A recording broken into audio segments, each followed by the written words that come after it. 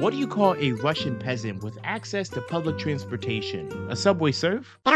What would you do if you stumbled upon unearthly technology? Because you found a power source that would forever alter the way human beings travel. With this, you could change the world as we know it. And you don't discover this by yourself, but you find this creation with your closest friends in the world. What do you do? Do you agree to share the fame of this discovery? Do you keep this as a secret between your friends so that you all can tinker with the machinery and figure out its mysteries on your own? Do you fight over it? Who gets to claim it? What should you use this tech for? And who gets to make those decisions? Well, that's part of the premise for this fun app turned animated series. And somehow, they floundered it. Let's figure out how. Hello and welcome. My name is Witty G, and I talk about odd, obscure, and nostalgic cartoons on the internet, attempting to find out what made them special to begin with. And the animated cartoon we're talking about today is the mini-series Subway Surfers. As some of you are probably familiar with, Subway Surfers is an endless runner app similar to Temple Run, Sonic Dash, Running Fred, or Geometry Dash. The goal of the game is to run away from a security officer and their dog as you use the tracks, subway cars, and tunnels to your advantage. Throughout the game, you'll collect coins to purchase characters, outfits, and upgrades, while also completing challenges to receive rewards. A lot of you are probably familiar with this because it was the second most popular app for a while. And when you're that popular, people are gonna spread rumors, like this one,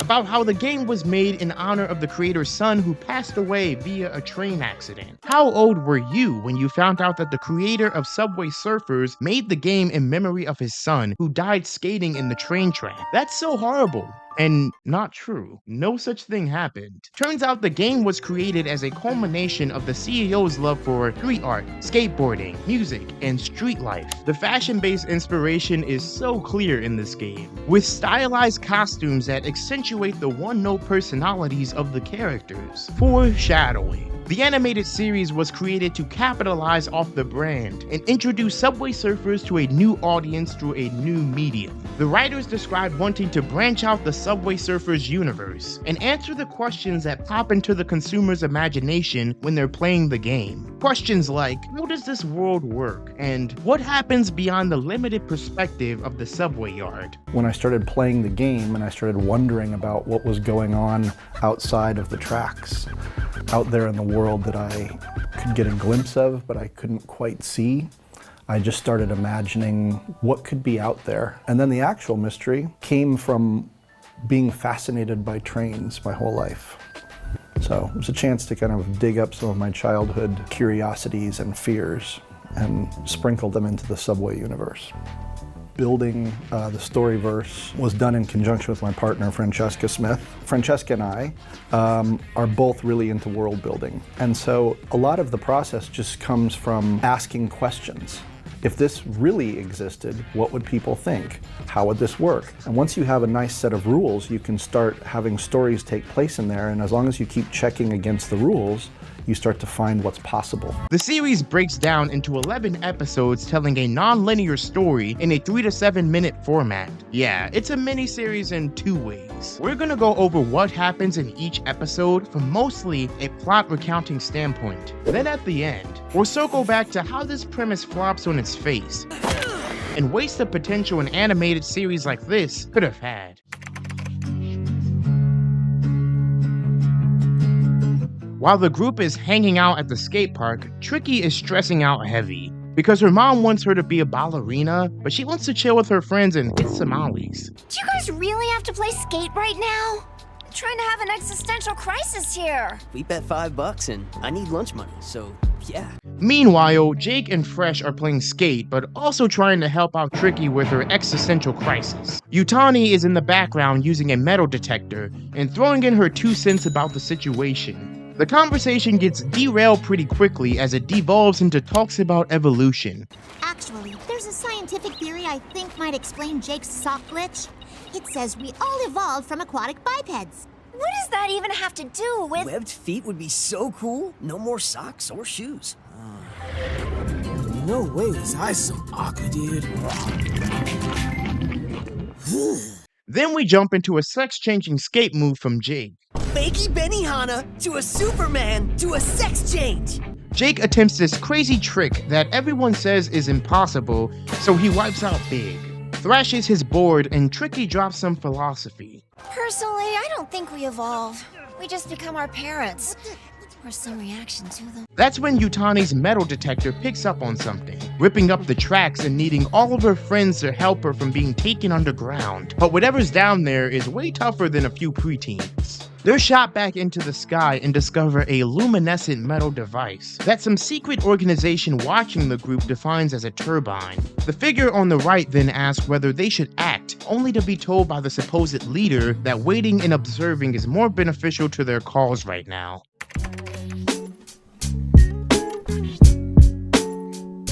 This opens with the security guard from the game dropping off Jake at the apartment he lives at. We find out that Jake was taken in because he and his friends were hanging out in the yard. Jake mentions something briefly about using a hoverboard, but quickly changes that to mean the skateboard he was riding.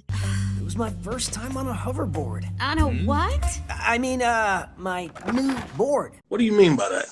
So much of this scene reminds me of the Treasure Planet scene, where another brown-haired white kid is dropped off by the cops since they were being too cool. Jake is sent to his room in an inauthentic manner. I mean, it seems like his mom is just performing. It's a little hard to read, honestly. I'll handle this. You get to your room and you think about what you've done.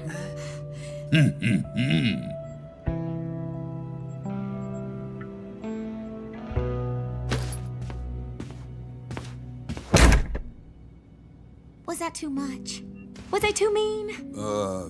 I don't know, lady. While his mom is chatting with the officer, Jake prepares his Sleepy Time Jake doppelganger. Just use an old hoodie and some pillows, and boom! You can make your own at home for easy nighttime getaways. Jake stuffs it in his bed and heads out the back window. But while trying to escape, Jake is cut off by the security guard's pooch. They have a little confrontation, but nothing that can't be solved with food. Oh, yeah, cheese.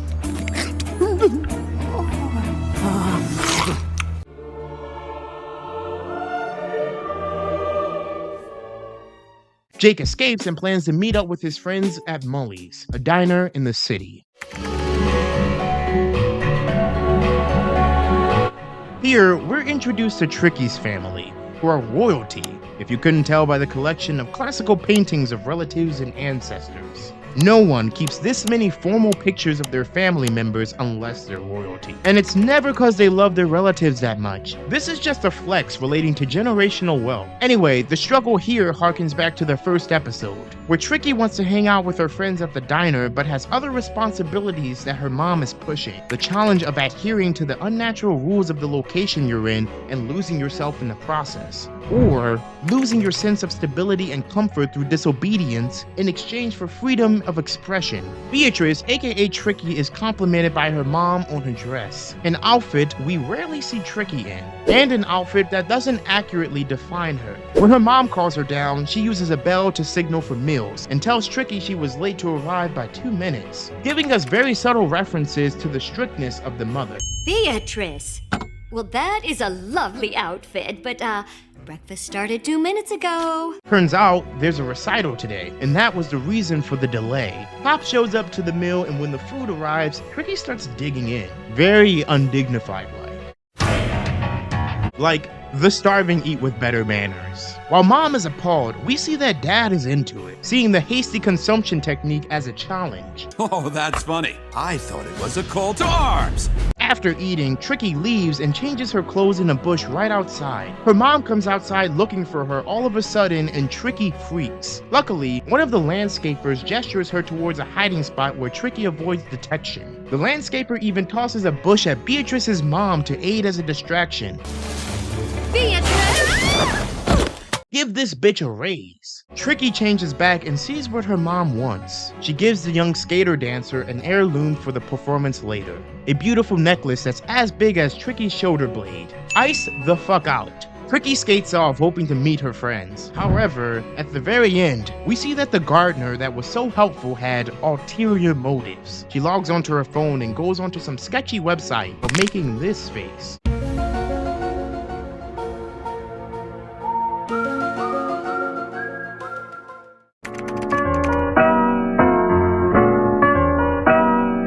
In this episode, we see the gang at Mully's, a diner that is owned by Utani's dad. There's this robot here that Tani helped work on to assist with the diner. The bit here is that she's super sassy and tosses the food at the patrons. BLT, hold the B.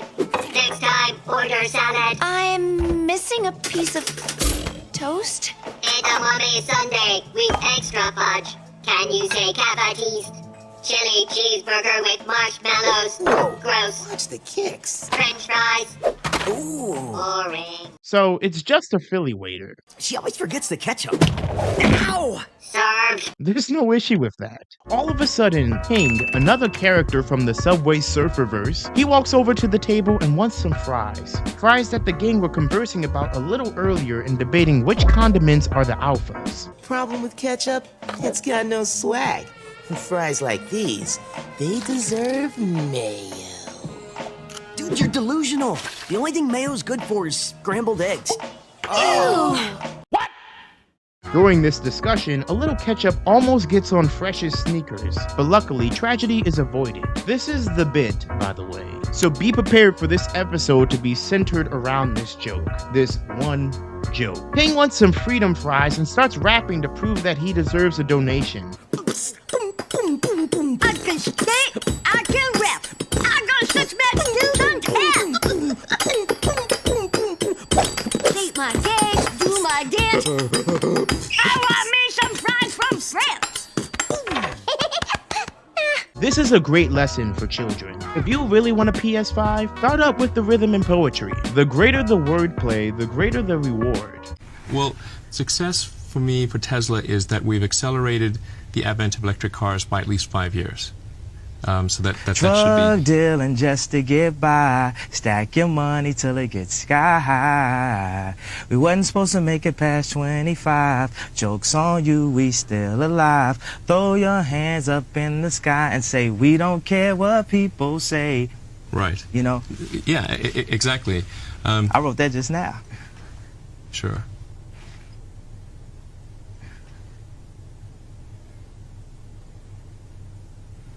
I'd say he's earned one. Hey! Next, we get a series of events that lead to a stain being put on Fresh's sneakers. From a storyboarding, animation, and planning perspective, this sequence is sick. With the darkest day in American history since 9/11 ongoing in the background,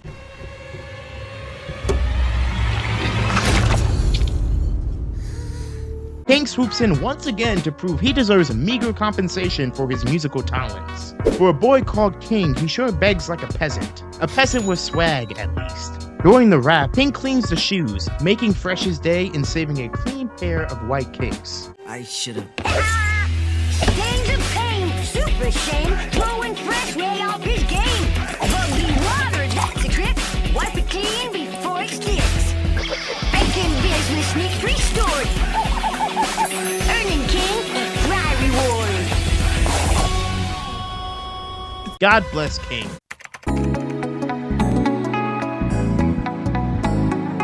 We're at the recital. Tricky is telling Jake not to show up, even though it seems like he plans on it. We pan down to her shoes, which aren't ballet slippers, but street sneaks. Yikes. I've made a huge mistake. A performer named Julia has just finished and receives a cold score from this wrinkled raisin of a woman. The performer, while sobbing, runs past Tricky. That could be her in a few minutes. Tricky notices her parents in the audience and realizes that she hasn't put on the necklace her mother gifted her earlier. She throws it on quickly, but the curtains open up, leaving her little time to swap out the sneakers for ballet shoes. Look at what your daughter's wearing. The necklace is a bit much. It's an heirloom. So Tricky struggles badly. You try staying on point in sneakers. Call me back when you're out of the hospital for breaking your phalanges and metatarsals. Fresh and Jake walk in with Fresh holding a boombox. Wrong place, wrong time, brother. If you look closely during this scene, you'll see a strange person in the audience, just observing. The two boys notice their friend struggling to pull off classical ballet techniques in sneakers. It's possible, she's just not built like that. Oh, brother, this guy stinks! in quite possibly the most embarrassing moment of her life. Jake and Fresh turn on the boombox, giving her a new vibe to dance to. So she starts breakdancing and moving with some heart and soul. The crowd loves it, and everybody is awaiting the Raisin's response. Unfortunately, to everybody's surprise, but not my own, she fails her. Badly. Cause like, yeah, that was cool, but this is a classical ballet audition recital thing. Of course you failed. This is like showing up to a baking competition with a meatloaf. It's good meatloaf, but why is it here? Anyway, her friends don't want to take her talent for granted and convince the crowd to give her another standing ovation. We need a second opinion.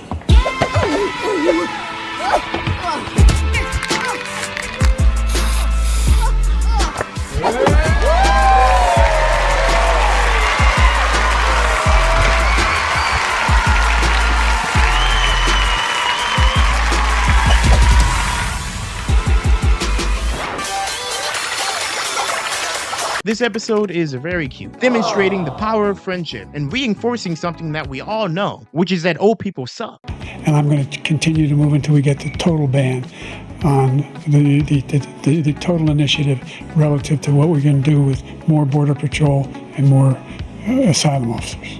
President Trump? I really don't know what he said at the end of that sentence. I don't think he knows what he said either. Look.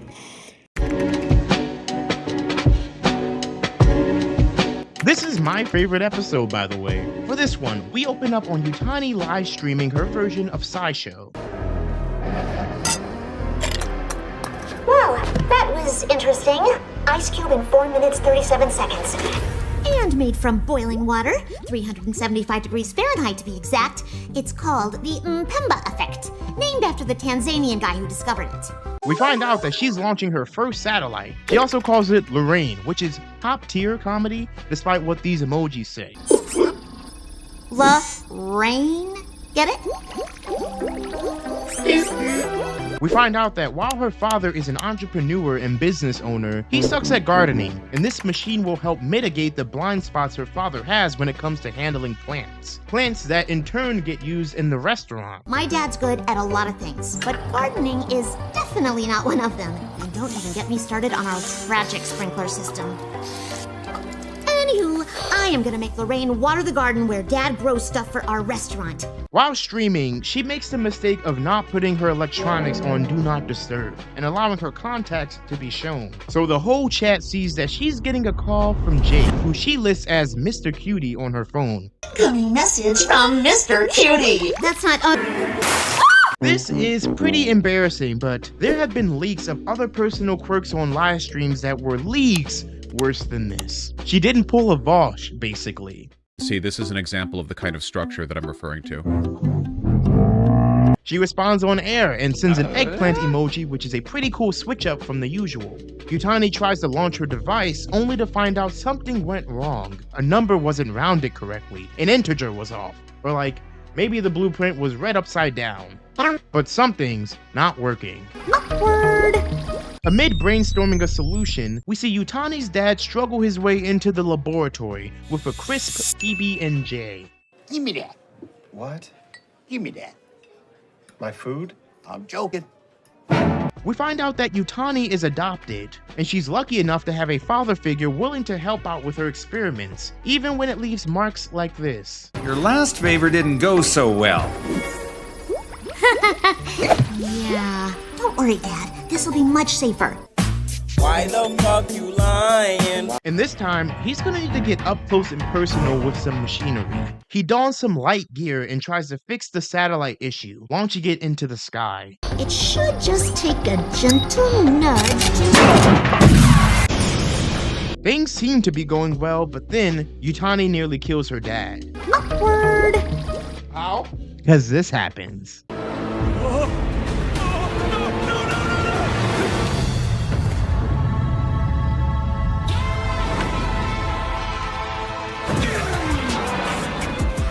Luckily, since her father is a pro skateboarder, he avoids getting turned into a pile of strawberry jam. Also, the invention breaks. What the? Maybe it's the apocalypse. I'm going with alien invasion.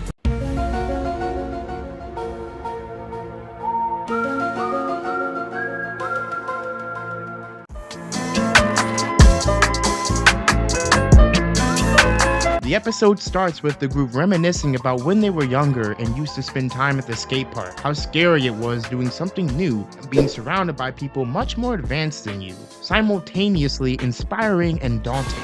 I still have nightmares about trashing my first pair of Jordans here. King pops in and drops some alien conspiracies. I'll tell you what's scary. UFOs. Nice to know. I was... Well, how fitting, cause Utani messages the group about a device she found that's out of this world. With not one, not two, but... with like 12 alien emojis. While getting closer to their usual hangout, they feel an ominous magnetic pull, only to find out that it's Utani experimenting with the turbine. She's found out it's anti-gravitational technology that she's fitted with a skateboard, transforming it into a hoverboard. Jake jumps on impulsively and nearly kills himself by running into the subway cars and narrowly dodging the rusty metal parts of the yard. I got this! I got this! I don't got this! Tricky is freaking. If anybody finds out you invented a hoverboard, a real hoverboard, every tech company in the world will send guys on steroids to steal it. That's right, Hulk Hogan is gonna chase you down and steal that board. Give me that. We also get this line. Hey, this would make a great game! While the group discusses keeping this technology a secret, Maybe I should make the technology open source. You know, free. It's not like I invented it. a shadowy figure watches from behind the fence, and the silhouette exposed to us has bunny ears. Weird. It's just strange.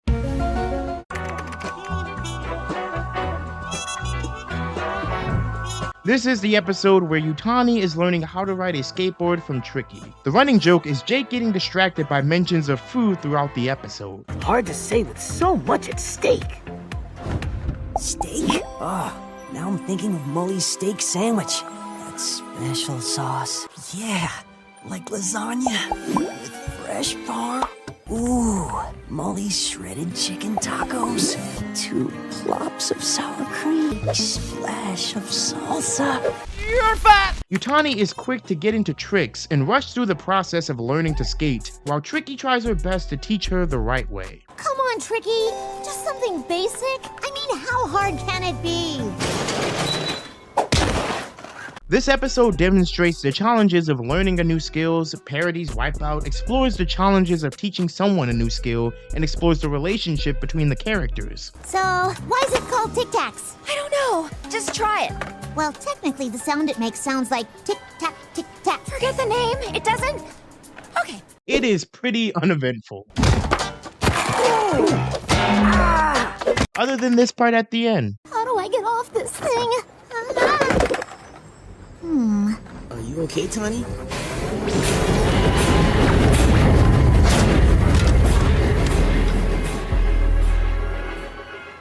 I'm out of here.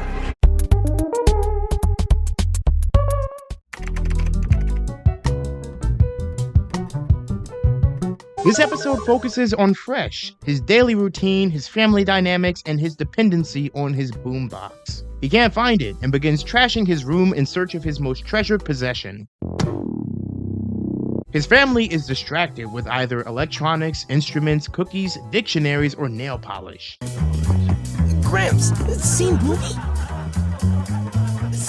Nigga, shut the hell up and eat a cinnamon roll. The search seems fruitless until Fresh finds his younger brother. We also get this quick shot from Jake saying the line from the first episode.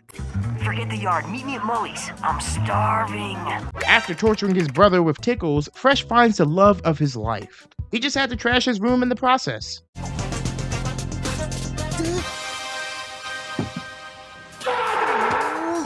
I love the way the home and the characters look, and the use of jazz in this episode's soundtrack to give it a unique identity compared to the other episodes. Because other than that, this episode is pretty underwhelming.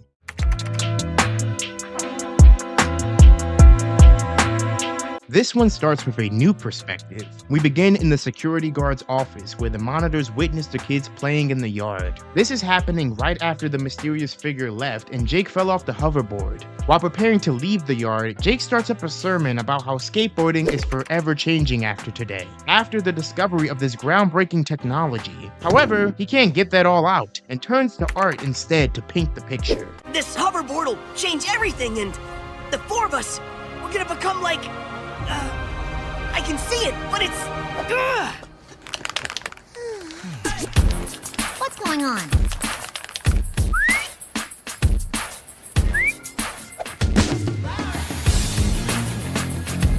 Oh, now I get it. But that's when Tani notices the guard and his dog speeding towards them. While the others quickly bounce out of there, Jake is still working on his masterpiece. Fresh is nice enough to stay the longest though, so kudos to him. Cool, man, cool, but you got a trip. Oh, dude, good eye. Fresh, you want to be eaten alive? The guard runs up on Jake and we get into the main reason you're watching this video and watch this cartoon, for some subway surfing.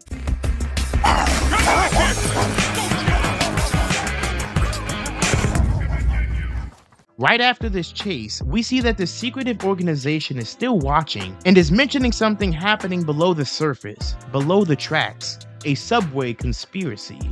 Jared Fogle? Not like that.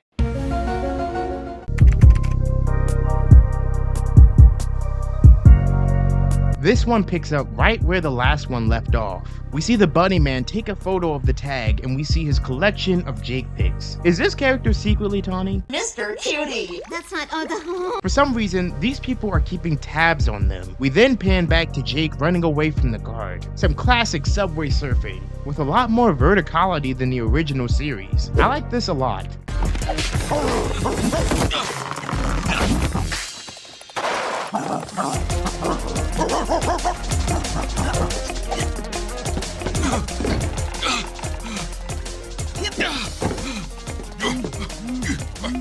Hey, what's up? Nothing. He catch you yet? Who, guard? Nah, it's like he's running out of steam.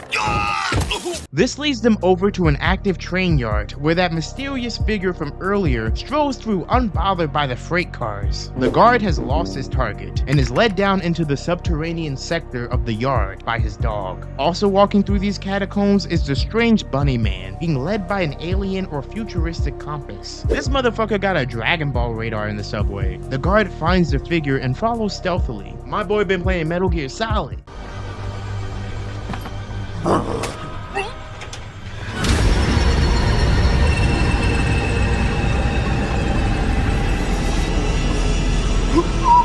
They find him near a strangely patterned door. He inserts a key and archaic controls extend out of the wall. He twists the valves and the glow that was seen on the anti-gravitational technology seems to emanate through the patterns on the wall. Small items begin to float up as if gravity is being actively reduced. A blue beam of light extends to the other side of the room, where the bunny man tries to spray this ancient symbol onto the wall before the train arrives or the blue light is disrupted. However, here comes a train, disrupting the energy and being sent into a void that leaves this symbol in the aftermath.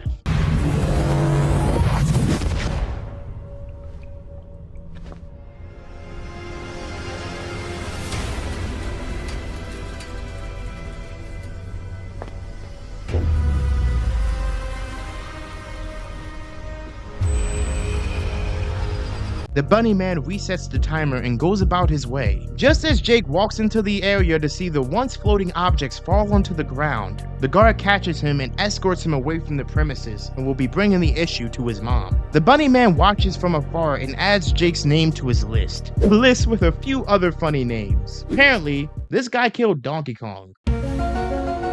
And that's where the series drops off.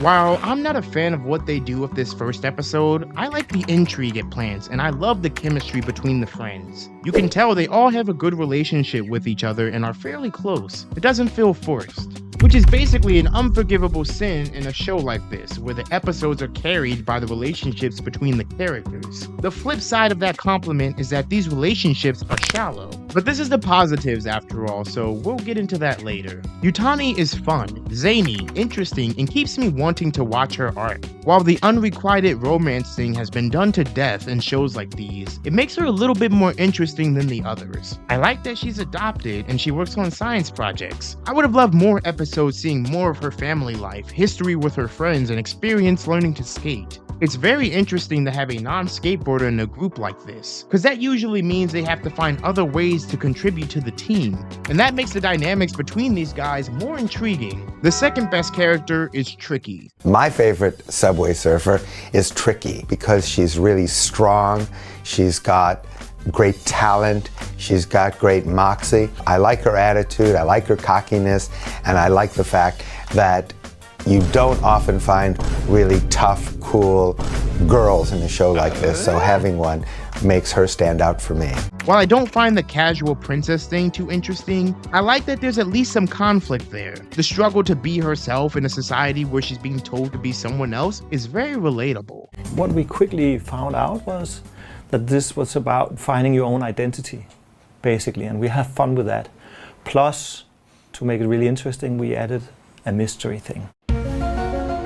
And I like the sentiment of episode 5, the recital. It tries to explore that conflict with the audition for the raisin. I think it would have been cool to see how this panned out for the character's home life, and how her mother felt about the abysmal score. Overall, Tricky is chill, and actually has weaknesses and strengths that the show takes advantage of to teach stories about good friends and the difficulty of adolescent challenges. I even agree with the producer when it comes to what makes this character special. I like her attitude. The other boys are so two-dimensional, they're not worth keeping in the positive category. And honestly, Tricky barely deserves to be in this category. But the best thing about this show by far is the animation. The characters translate perfectly into a two-dimensional world. The skating looks fun, zippy, and adventurous. The one Subway Surfers-esque scene we get is not enough. If the show was more of this with some interesting storytelling, this could have been a fire miniseries. Now let's get into the many negatives.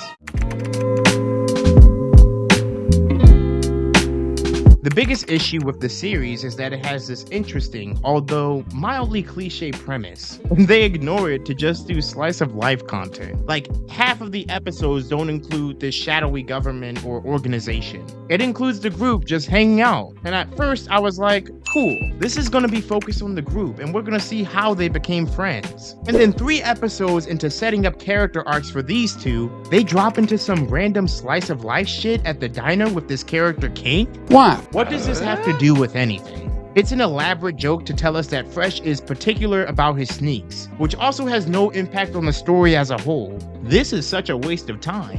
It's one of the reasons I stopped watching Adventure Time growing up. We get something intense and interesting in the story, then back to the lollygagging and slice of life content like something of great importance didn't just happen. It makes more sense with longer series where you can spare these episodes, not in an 11-episode miniseries with 4 minutes to spare. The other big issue is the characters. While the 2 I praised earlier do have something when it comes to characteristics, most of their screen time is dedicated to the most surface level, unexplored content. We don't know much about the most interesting family dynamic in the cartoon. How does this dad even afford this much scientific shit? We don't see the struggles Tricky complains about, we just hear her talk about it. It's subtly referenced, but subtlety should not be the main attribute I can ascribe to a main character in a miniseries aimed at teens. Plus, those subtle references are weak and don't really help illustrate the struggle Tricky is going through.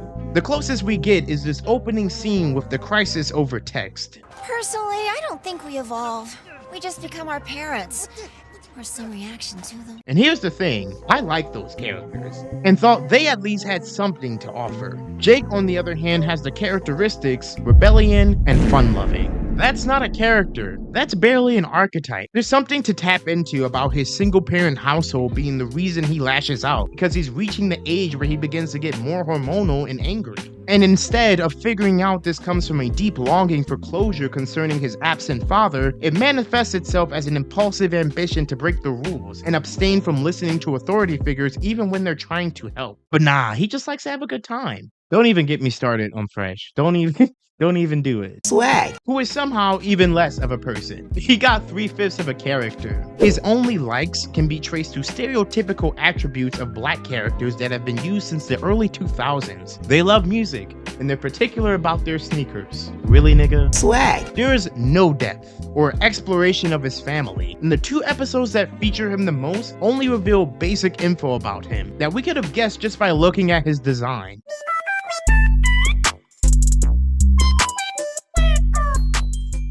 The relationship between every one of these characters are cute. They're nice and fine enough and show good examples of being good friends. They feel natural mostly, but they are definitely shallow.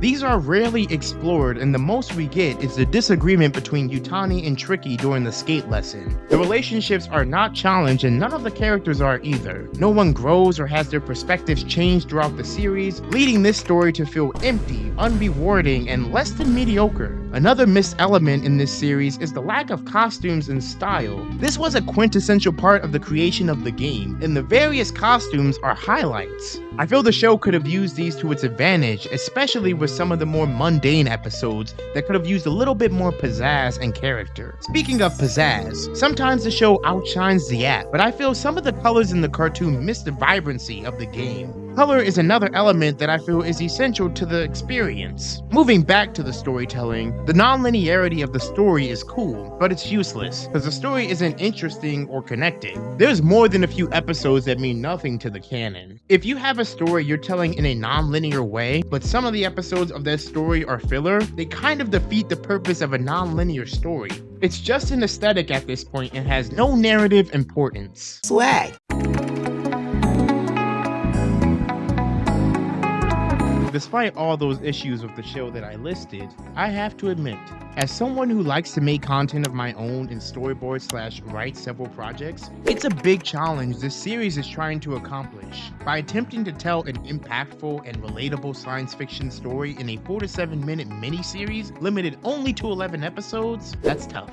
But there's ways it could have been executed in a different manner that would have netted a bigger impact on the audience, or would have probably been remembered more fondly. Something that would have aided in this not being so challenging would have been if the writers decided to make the cartoon more story-based or comedic/slice-of-life based. This decision would have made the show feel more connected as opposed to how disjointed it is now. Even if a show is a mini-series that focuses on comedy, the audience will know not to look for instances of character and world building, because they're going in looking for a laugh overall. And that cohesive tone of the series gives each episode a sense of intended connection, instead of the fusion of story-relevant content and completely irrelevant content that we have now.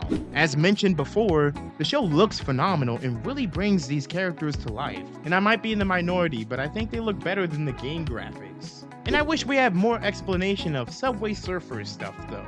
You know, like what the show was inspired by. Like the power-ups, the yard, the security guard, or guards. We should have gotten a lot more science fiction elements like the jetpack, hoverboard, and secret society. I think it was a missed opportunity that all the characters weren't hindered by some family or home drama that keeps them coming back to the skate lot for an escape from the norm. That should have been the crux of the non-linear storytelling, exploring their personalities before and after the discovery, and seeing how this changed their lives. The show really needed more developed and less stereotyped characters. Tricky is the best example of what a fleshed out character in this series can look like, and Fresh is an even better example of what lack of development and dependency on stereotypes can do to a character. Also, stereotype in Fresh is kind of funny because of the whole boombox thing. Unless they mess with Boomy. The show is worth watching for fun and to see what someone could do with the Subway Surfers IP. Just don't expect anything too special. And it's all for free on YouTube, so check it out. I'm not against translating apps, console games, or even mascots into fully animated or live action projects. I think there's good ways to do it and even mediocre ways to get away with it. And honestly, I think Subway Surfers played it way too safe to avoid this kind of harsh criticism in an attempt to be mediocre enough to skate by in the sea of animated adaptions. But man, do I wish there was more here, cause it had a chance to be somewhat interesting, and perhaps there's a shot for more. Some people love this series and are clamoring for a season 2, and if the cartoon isn't already dead in the water, it'd be amazing to see what another shot at this concept could be like. I'd love to see this expanded in a way that gives these characters a chance to shine. I'd love to hear your thoughts on what app should next be turned into an animated series. If you liked this video, leave a like. If you didn't, leave a dislike. I've been Witty G, and I'll see you later. Remember, be happy, be healthy, and be kind to someone. See ya.